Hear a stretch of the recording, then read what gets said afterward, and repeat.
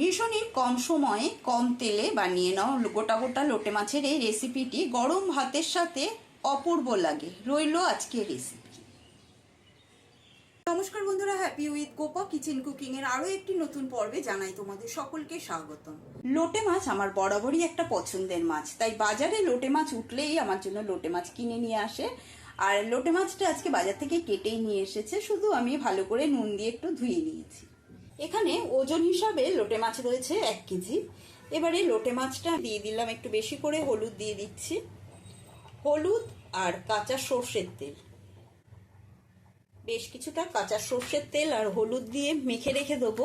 প্রথমে আমি এর মধ্যে লবণের ব্যবহার করব না, লবণ ব্যবহার করলে লোটে মাছ থেকে না জল বেরিয়ে যাবে, সেই জন্য এর মধ্যে প্রথমেই লবণের ব্যবহারটা করছি না। তার জন্য ঢাকা বন্ধ করে রেখে দিলাম। লোটে মাছটা ম্যারিনেট করতে রেখে এবারে এদিকে একটা মশলা বানিয়ে নেব। নিয়েছি 10 কোয়ার মতো রসুন আর সামান্য আদা। এখানে 10টা কাঁচা লঙ্কা নিয়েছি। ঝালটা তোমাদের পরিমাণ বুঝে ব্যবহার করবে, তবে লোটে মাছ একটু ঝাল ঝাল খেতে আমার বেশি ভালো লাগে। আর নিয়েছি এখানে 1/2 চামচ পোস্ত দানা। এই পোস্তটা দিলে মাছের টেস্টটা আরো বেশি ভালো লাগে। আর 1 চামচ জিরে গুঁড়ো দিয়ে দেবো, সামান্য জল। মশলার পেস্ট বানিয়ে নেওয়া হয়ে গেছে। এখানে নিয়েছি 4টে পেঁয়াজ কুচি, মাঝারি সাইজের পেঁয়াজ নিয়েছি। এবারে পেঁয়াজটাও এর মধ্যে দিয়ে দিলাম, দিয়ে এটাও মিক্সিতে একটা পেস্ট বানিয়ে নেব। পেঁয়াজেরও পেস্ট হয়ে গেছে। এবারে ম্যারিনেট করে রাখা মাছটা নিয়ে নেব। এবারে এই মাছের মধ্যে দিয়ে দেবো আদা রসুন কাঁচা লঙ্কার পেস্ট, দিয়ে দেবো এর মধ্যে 1 চামচ কাশ্মীরি লঙ্কার গুঁড়ো, স্বাদ অনুসারে লবণ। সমস্ত কিছু দিয়ে ভালো করে মেখে নেব মশলাটা।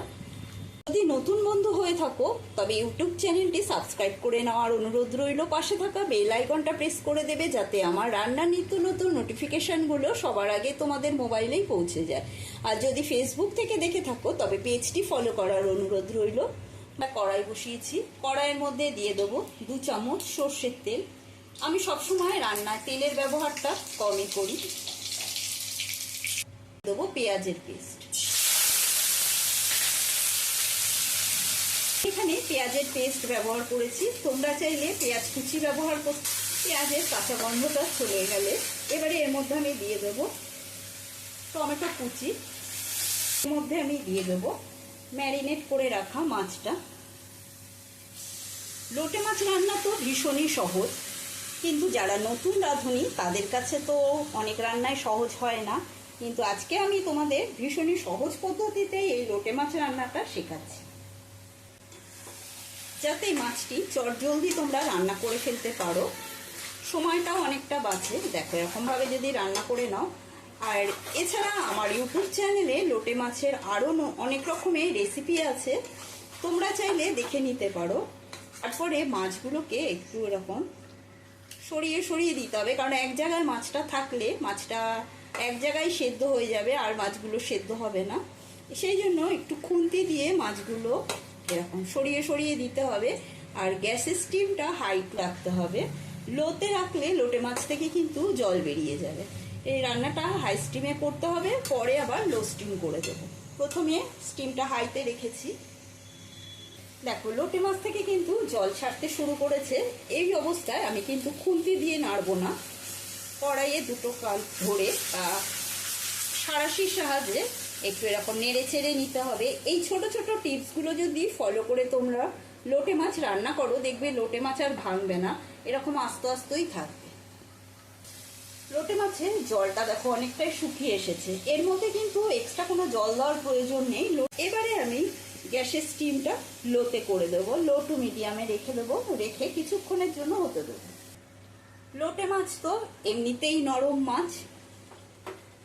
দেখো মাছটা হয়ে গেছে আর এরকম ওপর থেকে তেল ছেড়ে এসেছে। এবারে গ্যাস স্টিমটা বন্ধ করে দেবো। মাছটা নামিয়ে প্লেটে ঢেলে দিয়েছি আর ওপর ধনেপাতা কুচি ছড়িয়ে দিয়েছি।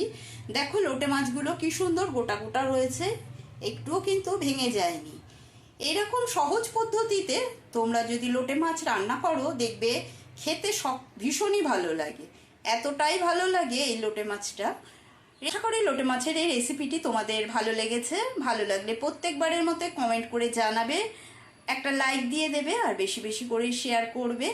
আজকের মতন এই পর্যন্ত, আবারও নতুন কোনো রেসিপি নিয়ে হাজির হব। সুস্থ থাকবে, ভালো থাকবে, ধন্যবাদ।